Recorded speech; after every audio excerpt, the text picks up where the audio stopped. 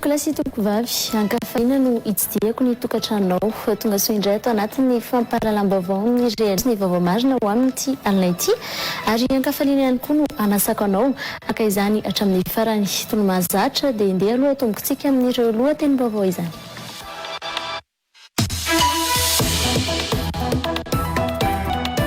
Navelaniditra ny efitrano andray anjara tamin'ny latsabato fandaniana ny teti-bolan'ny komina ny mpanolotsaina 14 izay tonga tao amin'ny komina rehefa tsy nekena ny procura nataon'izy ireo. Mpanolotsaina 4 tamin'ireo 7 nandray anjara tamin'ny latsabato noho izany no nandany ny teti-bolan'ny komina ho an'ny taona 24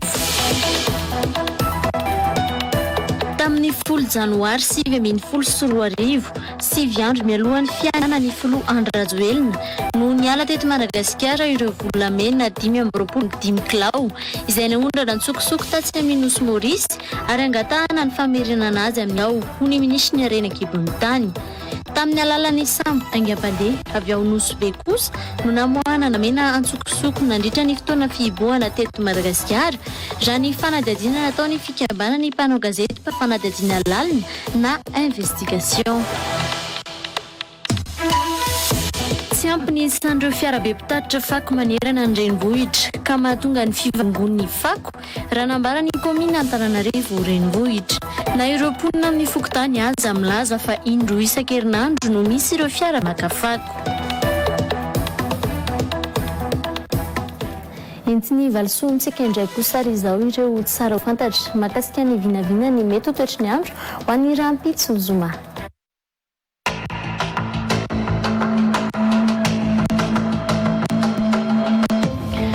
Dia ankafaliana indray no hitsidianay ny tokantranonareo amin'ny alakamisy alina ity andao fantarintsika indray toy ny mahazatra ny vinavina ny mety toetry ny andro raha tontolo andro ny rahampitso. Mbola saika ahitana eriketrika trany mety ho tonga rosakorana izany hoe ilany asana ny afotany raha ho amin'ny rahampitso sahala amin'izay ihany koa ny ilany asana ny nosina mila miomana trano izany isika amin'izay asorana izay raha toka mikasany ivoaka ny trano.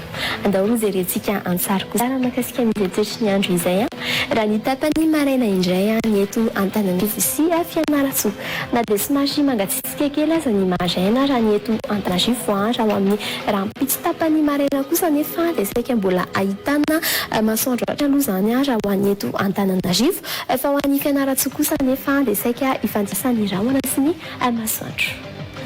Toy izay sy toy izay raha tokany eto Antananarivo andao fantaritsika raha tokany nosy be manokana indray raha ho amin'ny rahampitso tontolon'ny andro. Ho ahitana orana tandrifondrahona indray aloha izany raha ho amin'ny rahampitso manodidina ny 5 hatramin'ny 20 degré kosa nefa ny maripana vao vinavina. Andao jerentsika ny saritany Madagasikara raha ho amin'ny rahampitso maraina araka ilay nambarako teo dia manila ny asana ny nosy izany hoe ny tendrina avaratry ny nosy no somary ratsiratsy kely raha ho amin'ny rahampitso satria dia ahitana rahona indray mety tonga orana mihitsy izy io mila miomana izany isika raha toka mikasany ho andehany antsiranana fa raha toka jerentsika kosa ny sary dia saika ahitana masoandro avokoa izany moa ho an'ny mahajanga sy toliary.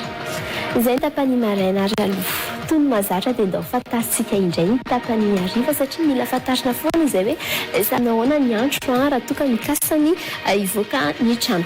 Raha ny eto Antananarivo aloha dia saika ahitana fiovana firatrany fa ny ilany asinana ny nosiny no vinavinana indray ahitana ingesika aloha izany raha ho an'ny Sainte Marie raha ho amin'ny rahampitso ariva. Raha ny maripana indray kosa nefa dia sy ahitana fiovana firy ihany koa satria dia mbola manodidina ny 17 hatramin'ny 20 degré hatrany raha ho an'ny eto Antananarivo fa ho an'ny mahajanga kosa no manana maripana ambony indrindra manodidina 4-30 degré Celsius.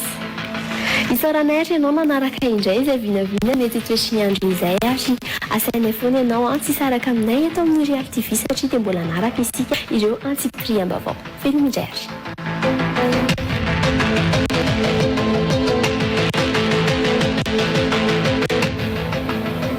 Iversika ho arana vetivety ary aloha ireo lohatenim-baovao.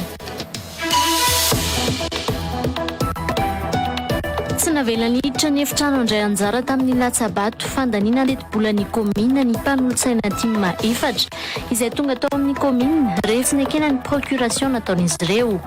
Mpanolotsaina 4 tamin'ireo 20 nandray anjara tamin'ny latsabato noho izany no nandany ny teti-bolan'ny komina ho an'ny taona 24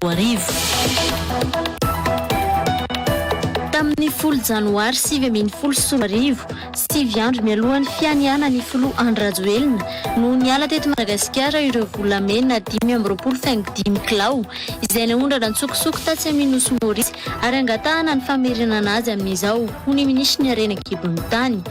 Tamin'ny alalan'ny sambo aingam-pandeha avy ao Nosy Bekos no namoahana ny volamena antsokosoko nandritra ny fotoana fihibohana teto Madagasikara raha ny fanadihadiana nataony fikambanana ny mpanao gazety mpanao fanadihadiana lalina na investigation. Tsy ampy ny isan'ireo fiara-pitatitra fako manerana ny renivohitra ka mahatonga ny fivangongon'ny fako raha nambara ny komina Antananarivo renivohitra. Na ireo mponina amin'ny fokotany aza milaza fa indroa isan-kerinandro no misy ireo fiara be maka fako. Idiratsika adetrany ary any amin'ireo antsipitria vaovao. Mirana tsy nahazo niditra ny efitrano fivoriana ny mpanolotsaina efatra avy amin'ny tima androany nandritra ny fandaniana ny teti-bola ny komina Antananarivo renivohitra ho an'ny taona 2024. Talohan'izay dia efa nolavina ny procuration nataon'ireo mpanolotsaina ireo izy laza ho nisy antony manokana tsy nahafahan'izy ireo namonjy ny fivoriana. Mpanolotsaina tanàna 4 amin'ny 7 mpanaradiany IRK nandray anjara tamin'ny latsabato noho izany no nandany teti-bola ny komina 2024 Tozorabefatra eo amin'ny sariny tokony Randrianjatovo. Mpanolotsain'ny tanàna avy amin'ny IRK 4 miampy ireo mpanolotsaina mahaleo teo miisa 2 izay ahitana ny Lalatiana Ravolomanana no nanao ny fandaniana teti-bola 2024 ny komina Antananarivo renivohitra tao anatin'ny fivoriana tsy azona trena sy ny latsabato miafina androany. Ny efitrano tsy nanatrika ny fandaniana ny teti-bola kosa ny mpanolotsaina avy amin'ny tima tonga ny vory niaraka amin'ny komba miisa 2 sy Clémence Rariniriny. Ny antony tsy neken'ny bromaharitra ny procuration afahana manolo ny latsabato ny mpanolotsain'ny tima miisa 4 izay tsy afa ny vory. Ny président moa zany dia nanao hoe atao andro amin'izao oro zao ilay izy zay nangataka ihany hoe ahemory io fa izy tsy nety mihitsy fa hoe tsy maintsy laniny ity zao dia atao anatin'izay na procuration na manay misy namanay na procuration dia tsy nekenjareo hoe arakasa nefa ny arakasa mety marary ny vadiny dia tsy afaka mandihy izy mijanona ao an-trano manao ny asa tokantrano satria ny vadiny marary. Sy namanay zao izay arakasa ny voasoratra tany amin'izao oro zao fa izy nanana an'ity Covid io fanafodiny Covid io dia tsona ve izy zany andehaka aty dia ny angavy zay hoe ahemory io ary ny fandaniana ny budget tompoko dia 15 jours ange fa tsy 10 jours azo aheno zao anatin'ny traza mbola misy angatahana raha ohatra ka tsy tateraka ilay izy fa nangizina ny président hoe tsy maintsy alefa ity. Tsy navela niditra ny efitrano fivoriana mpanolotsaina ireo rehefa nantsona iverina ivory avy eo.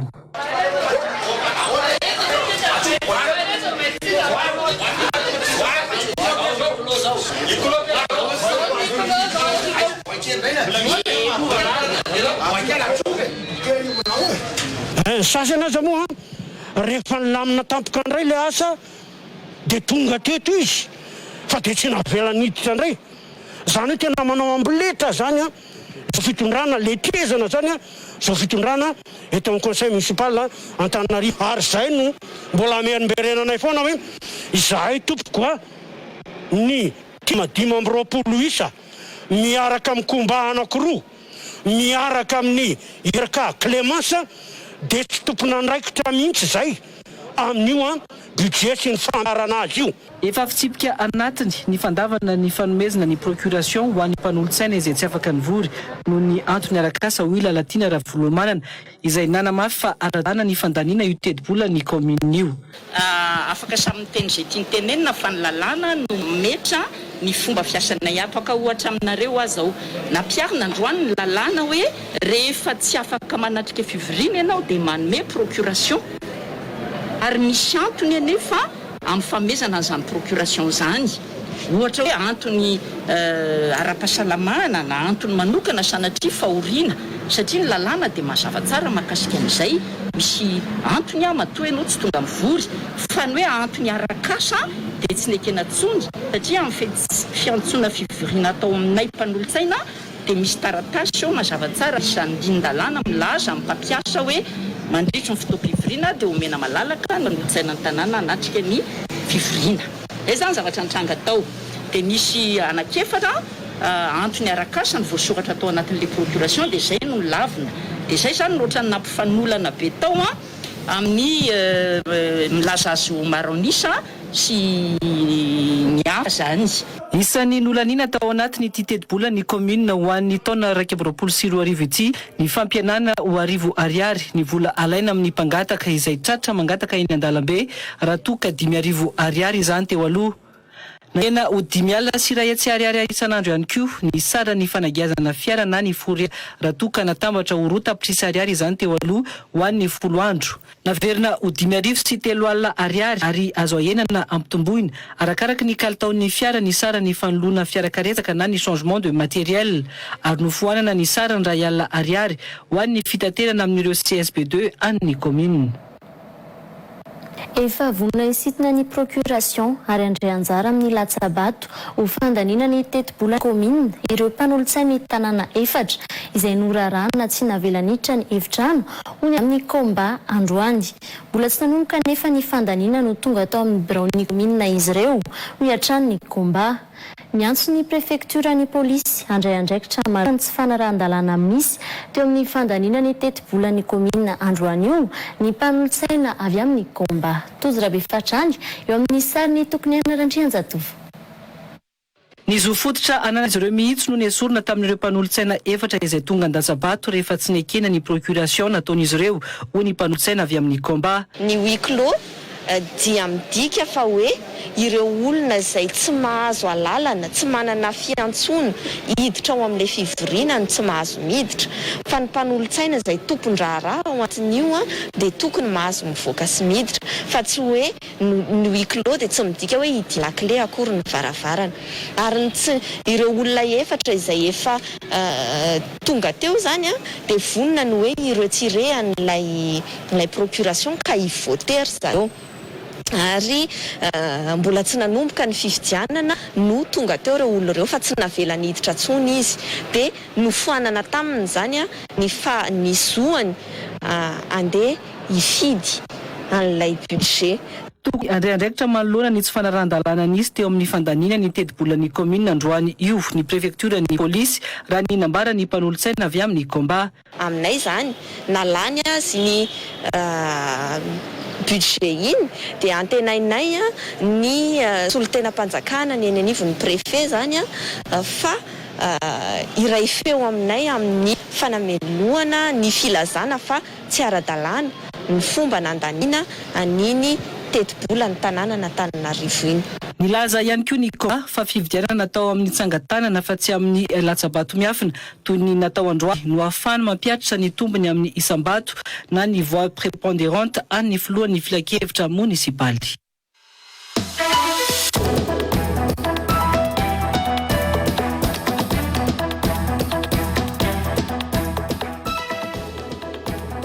Vahiny fandarana l'invité du jour anio alina fahavalony volana oktobra taona 2024 mandritra ny tapany faharoa amin'ny fampalalam-baovao amin'ny sivora latsaka fa efa ny alina eto amin'ny Real TV Madagasikara. Ramatoa Clémence Sarahary Nirina mpanolotsaina munisipaly eo anivony commune Antananarivo Vohitra no sady filohan'ny fikamanana taxi eto Antananarivo Renivohitra na ny FTR resaresaka mahakasika ny fanesorana ny bromaritra eo anivony filanketry ny tanàna Antananarivo fa eo ihany koa ny fitantanana ny tanàna amin'ny ankapobeny sy ny tontolo ny fitanterana eto Andrenivohitra. Anasananao ary manaraka izany.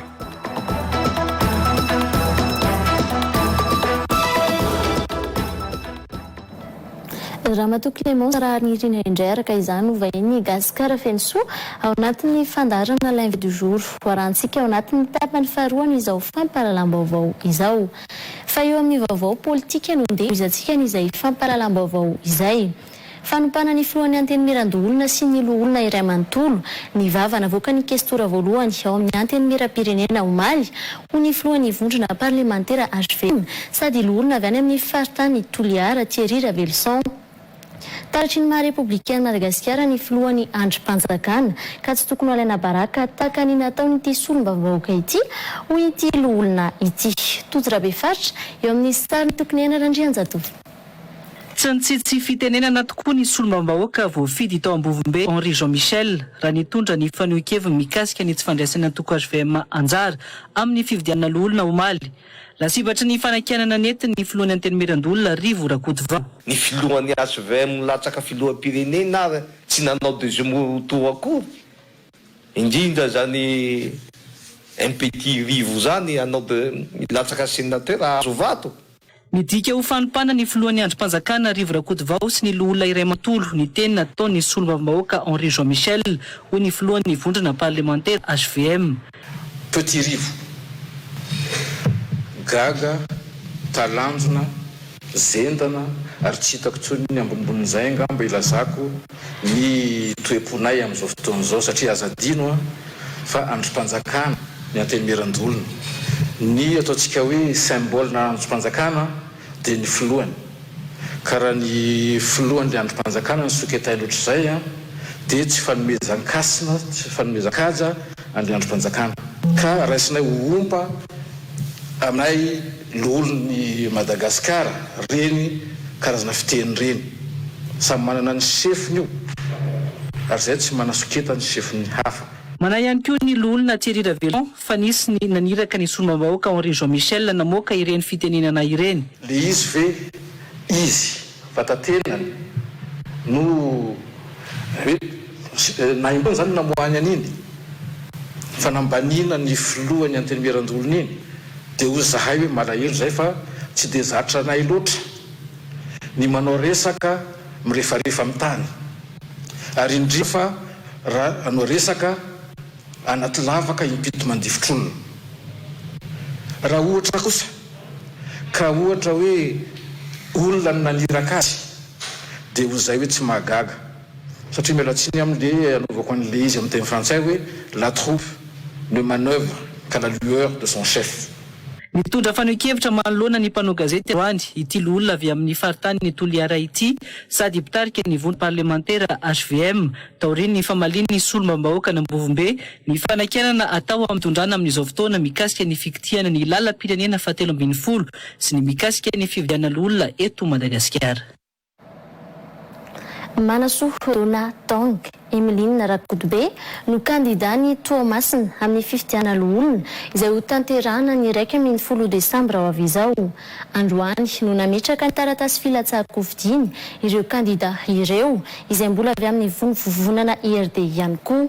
I Emeline Rakotobe izay efa olona avy any amparafaravola teo aloha ary izao nirotsaka amin'ny anarany IRD izao. Hatramin'ny androany noho izany i Toamasina Fianaratsoa ary Mahajanga no manana kandida olona ho an'ny fifidianana ho avy eo. Mbola samy IRD avokoa nefa izy ireo. I Antananarivo sy Toliara ry Antsiranana ihany koa no mbola tsy manana kandida ireo saingy na ny faritany telo aza mbola iray ihany ny kandida izay samy avy amin'ny loko IRD avokoa. Ny fametrahana ny taratasy firotsahana hofidiana amin'ny fifidianana io izay mifarana ny alatsinainy 12 Oktobra ho avy izao. Tsy manana fa tsy 4 andro sisa noho izany ireo kandida amin'ny fifidianana.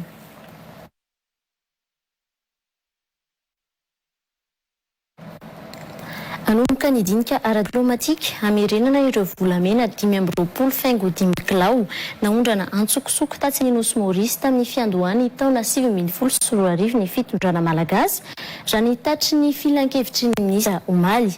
Talohana tongavan'izao fitondrana izao noho ny alany ireo volamena ireo teto Madagasikara ho ny ministry ny Arina Kibonitany androany. Etsy ankilany dia nivoaka tamin'ny fanadihadiana nataon'ireo mpanao gazety, mpanao fanadihadiana lalina na mpanao investigation fa fiaramanidina any kompani tsy miankina na avion privé no mitondra ireo volamena mivoaka ntsokosoko eto Madagasikara ary alefa any amin'ireo nosy manodidina eto amin'ny ranomasimbe indianina. Tojorabe faritra eo amin'ny sariny tokony andrarandrianjatovo. Nisy ny fanondranana volamena ntsokosoko ny ainga avy ao nosy be nandritra ny fiboana raha ny fanadihadiana nataon'ny fikambana ny mpanao gazety, mpanao fanadihadiana lalina na ny investigation. Tamin'ny alalan'ny sambo aingam-pandeha miazo ireo nosy atao anatin'ny ranomasimbe indiana no namoahana ireo volamena ireo noho ny fahasarotana tamin'ny fampiasana fiaramanidina raha ny vokatry ny fanadiadiana. Tsy nahinona vaovao ofisialy hatretiny mikasika an'ireo fanondrana antsokosoko nandritra ny fihiboana ireo fa ny volamena naondrana antsokosoko tatsy amin'ny nosy Maorisy tamin'ny fiandohan'ny taona 2024 aloha hatreto no namoahana ny filan-kevitry ny minisitra ny alarobia 7 oktobra fampitanim-baovao. Fanapa-kevitra noraisina tamin'izany ny amiarenana ireo volamena 5.5 kilao nivoaka tsy ara-dalàna ireo eto Madagasikara. Izy io moa dia naondrana tsokosoko ny ala teto Madagasikara tamin'ny 10 ny janoary 2024 izany hoe taloha kely ny nahatongavan'ity fitondram-panjakana ity. Dia mandeha ny fifampiresahana amin'ny firenena Maorisiana ary ny tanjonsika dia ny ahafahantsika mamerina an'io eto an-tanindrazana ary eo ampidirina avy hatrany eo amin'ny tahirim-bolamena nasionalin'ny Madagasikara moa izay efa fantatsika rehefa miroso amin'ny fanatanterahana an'izany ny Banky Foiben'ny Madagasikara sy ny Ministeran'ny Herenakibon'Tany sy ny loharanokarena stratéjika amin'ny alalan'ny fifampiresahana diplomatika amin'ny resaka fifampiresahana eo amin'ny lafin'ny fitsarana no heverina fahandrizana ny fifampiresahana amin'ny firenena Maorisiana zany mba hamerenana an'izy io aty. Raha ny valin'ny fanadiadiana nataon'ireo fikambanana ny mpanao gazety, mpanao fanadiadiana lalina na mpanao investigation ireo ihany ny fampiasana fiaramanidina manokana na avion privé miainga avy eo Ivato no tena amoahana ny volamena kosoka eto Madagasikara. Ankoatra ny nosy Comore dia misy koa ireo nosy eto amin'ny ranomasimbe indiana sy ny firenena vitsivitsy ao Afrika nandray ireo volamena avy eto Madagasikara ireo. Ho an'ny Ministeran'ny Herenakibon'Tany dia ny tsy famerenana ny vola vahiny azo avy amin'ny fanondranana ny volamena no tena antony nampiatoana vonjimaika ny fanondranana volamena tamin'ny ity taona ity. Tafiditra ao anatin'ilay assainissement sy ny réforme atao ilay izy dia mifampidinika ny ministera izay voakasika zany dia nahato kely aloha io satria misy ilay mpanondrana izay nanondrana be da be ireny tsy mamerina ny vola vahiny aty Madagasikara. Misy ihany koa namana izay apetraka ho fanamafisana ny resaka any amin'ny sistany sy ny fepetra rehetrarehetra dia ato kely tsy maninona milaza amin'izany hoe nahato kely io fa tsy aharitra koa satria tsika koa tsy andray fepetra mandrosony toe-karena. Hatreto mbola tsy tanteraka hoy ny minisitra ny fividianana ireo volamena amin'ireo mpitrandraka ahafahana mampitombo ny tahirim-bola vahiny Banky Foiben'ny Madagasikara noho ny mbola fitadiavana orinasa manaraka ny fenitra afaka isahana. Ponina monina any amin'ny 20 kilometatra mialana Kilomahavatsy, komina Ifotaka, distrika Anambosary ary ny findramona tao an-toerana ireo ponina izay nolazaina fa efa mahina tsy fanjarian-tsakafo any atsimo ho ny tale jeneraly ny fiahina ara-tsosialy eo anivon'ny ministeran'ny ponina. Ny toerana nonenan'ireo ponina ireo no tsy nahitana sakafo intsony ka nahatonga azy ireo ifindra tao amin'ny komina io raha ny fanadihadiana nataon'ny ministeran'ny ponina. Olona ampolina izy ireo ary tsy vita fanisana ihany koa aza. Namafisin'ny ministeran'ny ponina hatrany moa fa misy antom-pivelomana ny sakafo ary rano ireo ponina ao Ifotaka ka noditsony androany ny filazana fa ireo ponina ireo no miaina ao anatiny tsy fanjarian-tsakafo. Zara tantely Rakotona Nary. Ahitana anana maitso, misy omby miaina tsara, mbola ahitana osy ary misy ny sakafo sy ampirano tsara ny tanànan'ny Kilomahavatsy ao Befotaka izay anatin'ny distrika Anambosary raha ny fanamafisana nataon'ny ministeran'ny ponina androany. Tsy ponina avy ao amin'io tanàna io noho izany raha nolazainy ireo olona izay ambara fa hiara-ny kere na ny tsy fanjarian-tsakafo any atsimo nosy fa avy amin'ny tanàna hafa mihitsy. Eto amin'ny toerana teo amin'ny Ifotaka le teo Kilomahavatsy fokotany ambaro dia ce sont des nomades. Fa zany le olona mifindra toerana zany hoe fa avy anatin'ny tendrombohitra lavitra any dia mifindra toerana eo amin'ny toerana eo izy. Tsy recensé zany le olona rano tianareo fantatra. Eo izy ary ny olona rehefa eo dia tsy miaraka aminao manodidina azy ake commune Ifotaka district Anambosary. Eo amin'ny commune Ifotaka na ny sakafo misy na ny osy misy na ny programme fiavota misy na mory olona enjatolona vokoka Ifotaka zavatra kote fa reto olona reto même pas 7 km 500 miala amin'ny commune fa isolé les fokon'olona. Raha ny tale jeneraly ny fiahina sosialy eo anivon'ny ministeran'ny ponina ihany koa fa isy ny fanampiana ireo ponina izay tratrany tsy fanjarian-tsakafo any atsimo. Tafiditra ao anatin'izany ny fanampiana ponina miisa 10 any Anosy, Androy ary Atsimandrefana. Raha mijery ianareo ao anatin'ny LFR ministère dia efa misy ao marobola mipetraka tsara ny hoe kalitsinjo. Dia le kalitsinjo zany a mamahana olona arivo isaky ny districta tena tratran'le atao hoe kere. Zany hoe zany manao le fiazany tsy hoe voamaly efa iady 2 mois de cela zany ny lany un mois et demi zany lany a dia efa nivoaka promulgué zany a il y a un mois fa ny mamoaka ny atao hoe pitsopitsony taratasy amoahana ny LFR zany a volam-panjakana zany a misy passation de marché misy procédure be dehibe tsy respecté. Mitetina efatra tapisa euro ihany koa ny teti-bola nomanina avy amin'ny banky iraisam-pirenena anarenana ara-tsakafo ireo tratry ny tsy fanjary-tsakafo any atsimo anatin'ny tosika vonjy-aina hoy ity tale jeneraly ny fiahinan'ny mponina ity. Efa misy atany amin'ny 4 millions de dollars mihoatra no ataontsika ao anatin'ilay région de lay atsimo andrevana anosy any androa edivana amin'iny io le kere io ataontsika hoe tosika vonjy-aina. Tao anatin'ny filan-kevitry ny minisitra omaly ihany koa no nanapahana ny fanaovana kartografia an'ireo olona sy faritra tena voakasiky ny tsy fanjary-tsakafo any atsimo rehetra. Voalaza tao anatin'izany fa hisy ny fametrahana ny ivotoerana fanarenana ara-tsakafo na ny centre de réhabilitation nutritionnelle intensive et amicale izay tokony hipetraka ny 20 oktobra izao ao Ambovombe, Tsiombe, Ampani, Belo, Amboasary atsimo. Tetika salavitrezaka hiadina amin'ny tsy fanjary-tsakafo ihany koa raha nodinina tao anatin'izany ny fametrahana ozinina mpamokatra rano fisomadio ho an'ny mponina sy ozinina mpamokatra sakafo azo ahodina toy ny vovokatsaka, ny raketa mena ary ny aloe raha ny tapaka tao anatin'ny filan-kevitry minisitra hatrany.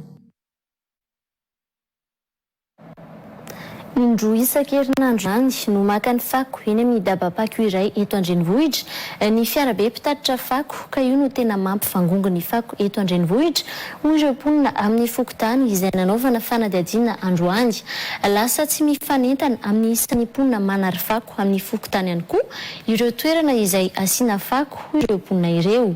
Hatramin'ny orany fanariana fako aza nefa tsy voaja ka vao mainka mampipataka ny loto. Hatramin'izay ny tsy ny fiarabe mpitatitra fako hatrany nambaran'ny komina Antananarivo Renivohitra fa mampivangongo ny fako. Malara rakotiny Raindy eo amin'ny sariny Daniel Efa.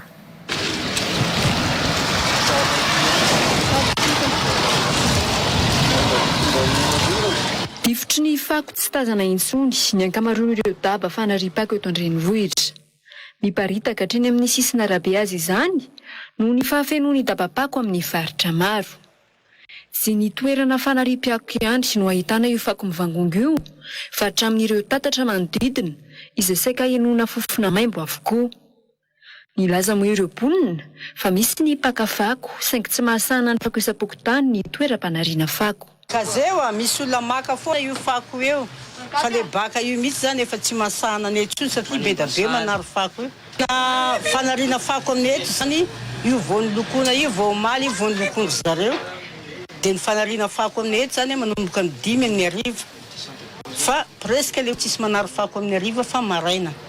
De io zao le fako be da be tanareo ankamaroany io vao maraina le olona manary fako de tavela io.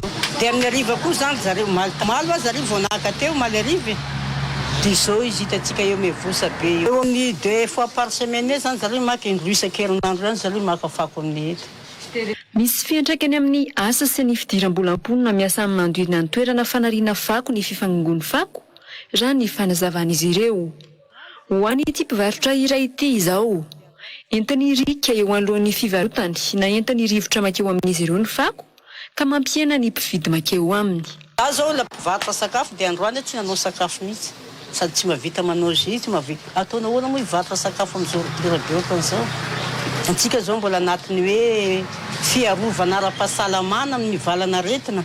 Ataoko hoe na efa tsy be tsy ny aran'olona tratra ny corona fa no koa zany miaro tena amin'ny fivalana na amin'ny loto rehetrarehetra de le tsy manao sakafo mipetraka. Na tsy mora na raha hitanao zao fako misidisidiny de avy any daholo ile ty aminay. Za zao misy indroa telo manadio antony fa jerenao izy eo fa mbola tsofitsofin-rivotra avy any le sase de ty aminay daholo. Nilaza moa ireo tompona andraikitra misahana ny fako eo anivon'ny komina fa efa misy ny lamina apetraka izy ireo amin'ny fakana fako eo anivon'ny fokontany sy ny fakana fako eo amin'ny dabapako. hitantsika tsara fa misy karazana fako eto amin'ny tanàna Antananarivo. Voalohany zany ireo fako hitantsika zany any amin'ireo bac orange izay ataontsika hoe ngamba ny tena tompon'andraikitra voalohany satria iny zany dia fako entina avy eny amin'ireny toerany ireny makany an-dralanitra dia izay zany dia any Samva. Ny andraikitry ny commune kosa nefa ny amin'izao fotoana izao dia ilay fako eny anivon'ny tanàna. Dia hitantsika ngamba fa misy rafitra napetraka eny amin'ny fokontany tsirairay avy izay ataonay hoe RF2 izay manangona amin'ny fako dia mitondra amin'ny fako eny amin'ireny bac orange ireny. Mampivangongo ny fako ihany koa raha ny fantatra ny tsy ampiana ireo fiarabe mpitatitra fako eto an-drenivohitra araka ny nambarany commune Antananarivo renivohitra. Ananisarotra ny ampianatra ny mponina hiaino sy anatanteraka ny fehezam-pitsipika munisipaly ikolona ny fahasalamana na ny code municipal d'hygiène hoy ireo tompon'andraikitra manakaiky vahoaka. Na ny fepetra madinika ifampifehezana eny anivon'ny fokontany azamantsy efa miteraka olana eo amin'ny sampiaramonina fa sarotra ho an'ny olona ny mananja sy manatanteraka azy hoy izy ireo. Mbola tsy izy kosa nefa ny sazy fa fanentanana amin'ny fampanarahan-dalàna no irosona mikasika io fehezam-pitsipika munisipaly io ho ny commune Antananarivo renivohitra androany. Nomena fiofanana amin'ny fampiarana ny CMHU androany ireo tompon'andraikitra manakaiky vahoaka toy ny mpitandro ny filaminana sy ny tompon'andraikitra ny fokontany. Malala rakotiny rainy eo amin'ny sary Daniel Fa Atrany. Efa maro ireo mponina no mitaraina sahady manatona fokontany sy ireo tompon'andraikitra ny faritra ny amin'ny tompony anafoanana ireo fehezam-pitsipika munisipaly raha ny fanazavany tompon'andraikitra teny anivon'ny fokontany androany. Tsy ny teny amin'ny fokontany ihany no nahitana fimenomenomana fa saika rakotra fanakianana ny tambajotra sosialy plaza vaovao. Isan'ny nampitaraina ireo tompon'andraikitra eny amin'ny fokontany moa ny tsy fiainon'ny mponina azy ireo rehefa misy ny lamina. Sarotsarotra aloha manao le fanentanana fa zany hoe manomboka izao moa efa misy le fanentanana amin'ny anao manjery kasika an'ity code municipal d'hygiène ity dia minsy manantena ny fokontany rehetra zany fa tsy dia sarotra loatra ny enentana ny olona. Misy aloha dia tena tsy mindraraha mihitsy, misy tena tsy mindraraha mihitsy nefa na izany aza miezaka ianao amin'ny mpitondra vahoaka anao. Ilaza moa ireo avy amin'ny fokontany Antananarivo fa fanatsarana ny tanàna sy fampanarahana ny lalàna efa nisy teo aloha no atao amin'izao. Nambaran'izy ireo ihany koa fa fanentanana sy fampahafantarana aloha no atao mialoha ny fanasaziana sy fampiarana lalàna. Manana ny raiky ny daholo ny tsirairay avy amin'ny fampiarana an'ilay lalàna. Aorianan'ny fanofanana moa zany dia misy ny fampahafantarana na sensibilisation ho atao amin'ny mponina. Zany hoe mila mahafantatra ny ao anatin'le fehezam-pitsipika aloha zareo dia rehefa mahafantatra an'izay dia tokony samy hanazan'le izy daholo. Ny fampiarana an'ilay fehezam-pitsipika na code municipal d'hygiène araka ny teniko teo dia samy manana ny andraikiny na seo fokontany na ny anivon'ny secteur tsirairay avy na ny inspecteur de voirie na inspecteur d'hygiène na mpitandro filaminana. Zany hoe miara-misalary eo zany fa tsy hoe misy anankiray hoe fahefana anankiray izy irery ihany mpampiatra fa miara-miasa daholo. Ny fampiarana ny lalàna dia efa misy foana satria ny eo anivon'ny BMH manokana ohatra dia mandray zahay ny fangatahana avy amin'ny mponina. Zany hoe misy fitarainana avy any amin'ny mponina dia efa misy fampiarana ny lalàna avy hatrany zany. Misy ny fampiofanana haritra roa andro omena ireo tompon'andraikitra manakaiky ny vahoaka ary izy ireo no sehatra amin'ny fanentanana ny mponina hanaja ny fehezam-pitsipika munisipaly ikolona ny fahasalamana. Mbola manjaka hatramin'izao ny fanaovana fitaovana politika ny fanabeazana eto Madagasikara sy ny tsy firarahina ny fitarainana ataon'ireo mpanabe ho ny sendika ny mpampianatra mivondrona amin'ny CONAMEPT androany. Efa anjatony ny fitakiana ataon'ny mpampianatra saingy apahany vitsy ihany no mivaly hatramin'izao ho ireo sendika. Ny sehatra arabola sy ny fampiofanana ny mpampianatra anatsara ny faripahaizana ananany no isan'ny tsy nahitana valiny hatramin'izao raha ny fitarainan'ireo mpivondrona amin'ny sendika ny mpampianatra ireo. Nisy androany fivoriana no tanterahany ireo sendika ny mpampianatra ireo andrafetana anaty boky ny fitaky ny mpampianatra. Malala rakotiny rainy eo amin'ny sary Daniel Fa. Fitakiana efatra tamin'ireo fitakiana roapolo nataon'ny mpampianatra tamin'ny taona 2014 ihany no nivaly tao anatiny efa taona nanaovan'ny mpampianatra fitarainana izay efa noraketina tamin'ny boky raha nambarany avy amin'ny CONAMEP tandroany. Ao anatin'ireo notakiana hatramin'izay nefa ny tsy nahita ambaliny ny tambin-karama ho an'ny mpampianatra, ny fitakiana fampiofanana ho fanatsarana ny lentany fanabeazana, eo ihany koa ny fijerena ny seha-panabeazana fototra eto Madagasikara. Fa ny zavatra nefa dia mahakasika ny mpampianatra rehetra, ohatra foana izany zao hoe ny fitakiana ny grille indiciaire unique ho an'ny fonga. Izany zany zao anisan'ny fitakiana izay efa hoe mahavaivay an'ny mpampianatra. Dia voarafitra ato anatin'ity zany ireo endrim-pitakiana entina sarana ny fari-piainan'ny ny mpampianatra, ny fomba hoentin'ny mpampianatra miasa sy ny kalitao ny fanabeazana omen'ny mpampianatra. Hoelana amin'izay ilay fanaovana hoe tontolo politika ny seha-panabeazana ao anatin'ity zany izay. Tsy ny CONAMEP takory no miteny an'izay fa ireo mpampianatra mivondrona ao anatin'ny syndicat sy tamin'ny roapolo zany dia nisy efatra ozy efa voavaly dia nilazainy teo ilay izy, dia nisy doléance fitarainana fitondray ny potra avy any dia raha 17 zany telo amby roapolo nefa koa nandritra ny dinika teto dia efa nisy fitarainana maromaro. Noho ny fisian'ny fitarainana polony vaovao androany nandritra ny fivorian'ny mpampianatra, isy ny fandrafetana indray ny bokim-pitarainana vaovao avy amin'ny syndikan'ireo mpampianatra anatiny CONAMEP. Isy noho izany ny komity vaovao atsangana isahana ny fikirakirana ny boky. Ny fivorian'izy ireo androany izay mbola tafiditra tao anatin'ny fankalazana ny andro maneran-tany ho an'ny mpampianatra. Eo amin'ny vaovao ny fahasalamana kosa indray, olona 120 no marary ny COVID-19 tato anatiny 420 ora farany raha nitatry ny fobe-pibaikona misahana ny ady amin'ny coronavirus. Fitiliana 2.300 no vita nahazoana ireo isa ireo ka ny 3.700 tamin'ireo fitiliana PCR raha toka 5.50 fitiliana gène expert. Nisy kosa ireo sitrana 200 androany. Mbola misy olona 20 anatin'ny forme grave na marary mafy amin'izao fotoana izao ka mbola arahamaso akaiky ny fahasalamany. Ny Antsipriany Tatrary. Dia 120 no isan'ireo tranga vaovao, 200 kosa no sitrana somatsara, tsy nisy ny anana foya, tsy niova isan'ireo olona manao tranga maneho fahasalamana forme grave, ary ny 120 kosa no isan'ireo olona izay mbola mitondra ny tsy mikaretina coronavirus ankehitriny. Ny tahan'ny taux de positivité zany hoe ny tahan'ny olona izay natana tsy mikaretina raha mitaha amin'ireo isan'ny olona notiliana zany dia 4.30 isan-jato. Raha vakina avaty aoriana indray zany dia hoe 4.30 isan-jato ny olona notiliana no nahitana ny tsy mikaretina. Ny tahan'ny olona sitrana somatsara kosa dia 5.30 isan-jato ny tenintsika teo 730 sy ray alina efa sitrana amin'ireo olona 4.900 sy ray alina. Ny fitambaran'ny fitiliana PCR vita zany hatramin'izay dia 20 sy 4 sy 7 alina.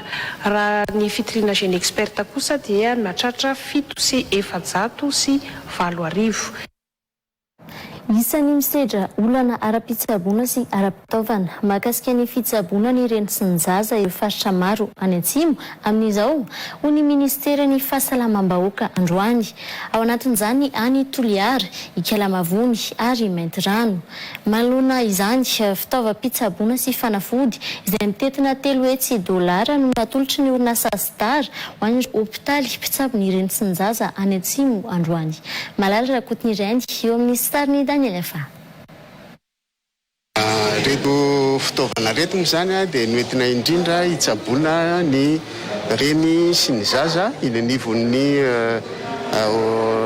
toeram-pitsaboana eny anivon'ny distrika zany.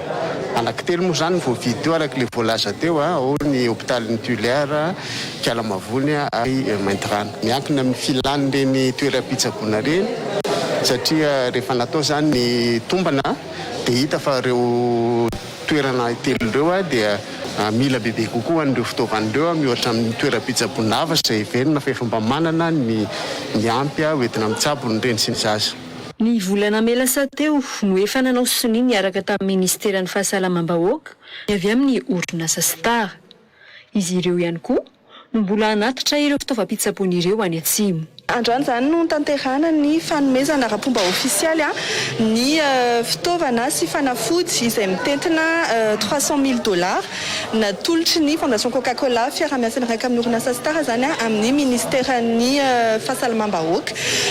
Izany dia ireo fanafody sy entanareo zany dia mbola ny Star ihany koa ny andraikitra ny fanaterana an'ireo entana rehetrarehetra ireo any amin'ny centre hospitalier anankitelo any amin'ny faritra atsimo zany. Izay no ny fanarana niaraka tamin'ny ministera. Androany no nanolorany orinasa Star ireo fitaovana ara-pitsaboana ireo tamin'ny ministeran'ny fahasalamam-bahoaka teny amin'ny foibe toeran'ity orinasa ity teny Andraharo.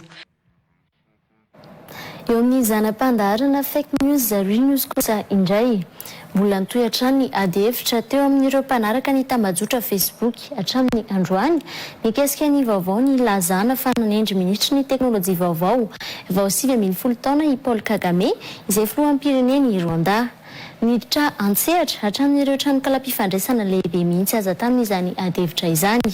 Andao arantsika ary ny maka ity vaovao izay niparitaka be tany Rwanda ity. Fake vesaruil izany andao arana.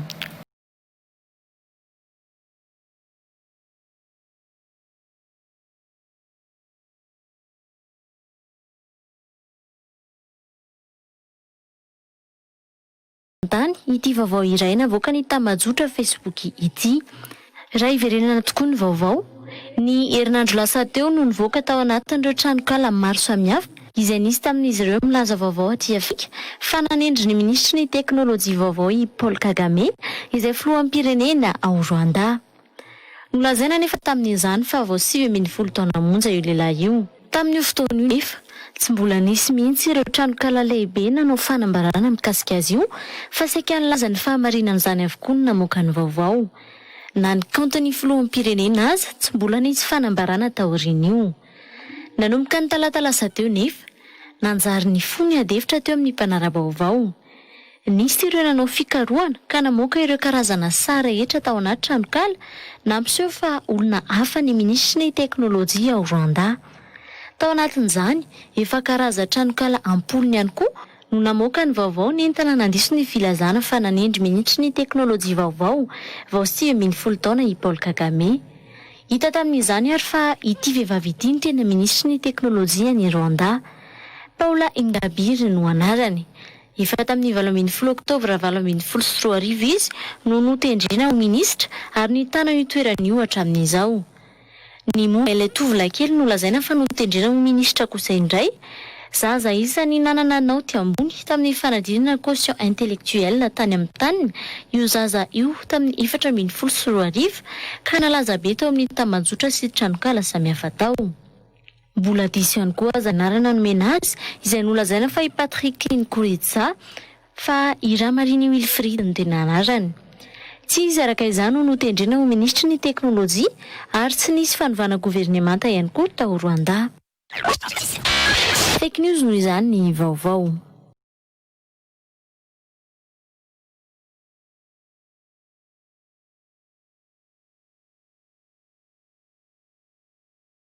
Dia iny zanam-pandaharany ihany koa ary toko lahy sy toko vavy no entiko manakatona ny tapany voalohany amin'ny fampahalalam-baovao vao amin'ity alina ity. Nisorana ny FNFSN ny lafina ampiakanjony tenako tao anatin'izao fampahalalam-baovao izao. Ankasitrahako isika rehetra tany atokantrano nanaraka izany hatramin'ny farany mametraka ny mandrapitafary toko lahy sy toko vavy.